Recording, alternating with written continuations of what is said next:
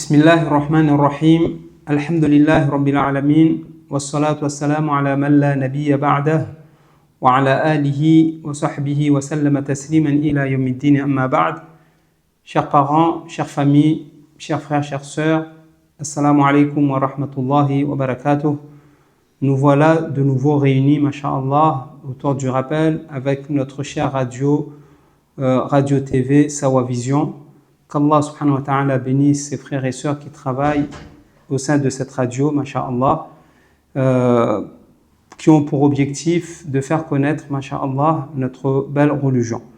Aujourd'hui, nous sommes avec ce rappel, autour de cette question qui est importante, primordiale, à savoir quelles sont les actions ou les adorations prioritaires, importantes à faire pendant le mois de Ramadan.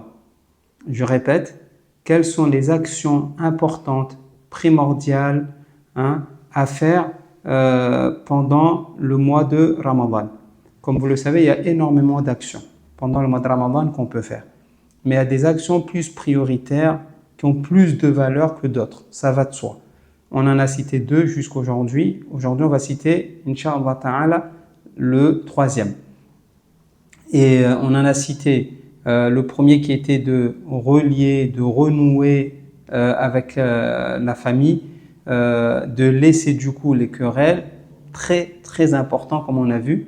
Deuxièmement, de bien jeûner, on a vu cela, de bien jeûner, un jeûne extraordinaire, pas un jeûne ordinaire, non, un jeûne extraordinaire qui sera accepté chez Allah subhanahu wa ta'ala.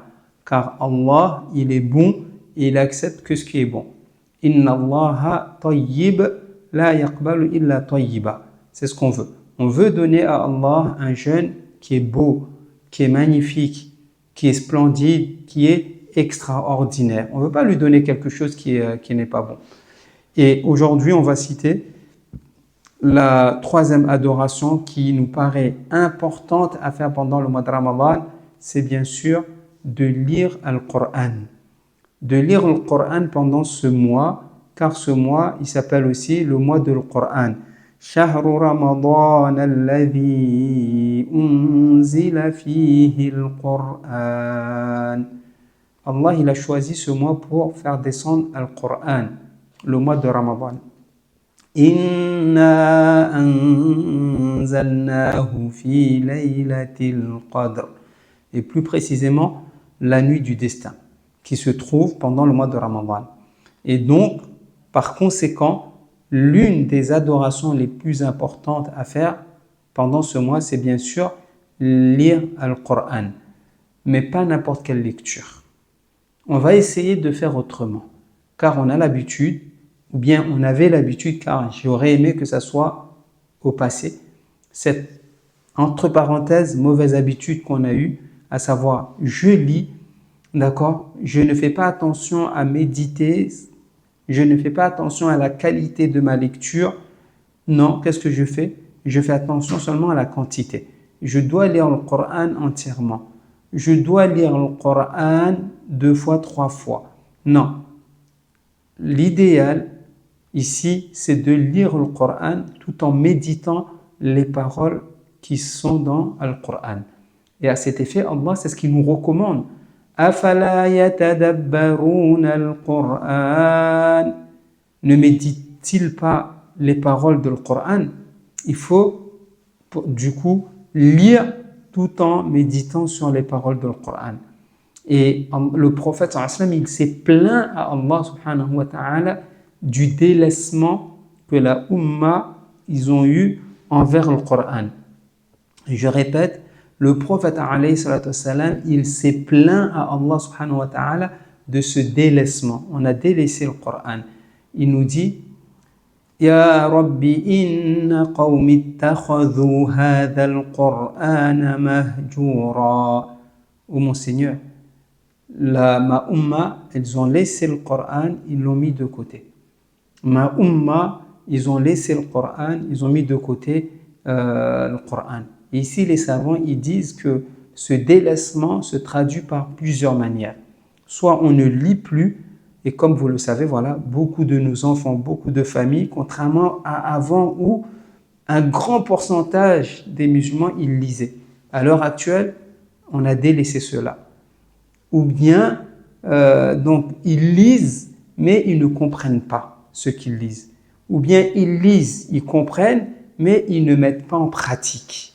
On a pris le Coran comme comment je vais dire ça, un objet pour décorer notre maison.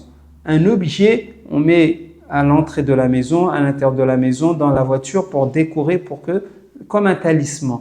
Alors que le Coran, ce n'est pas cela.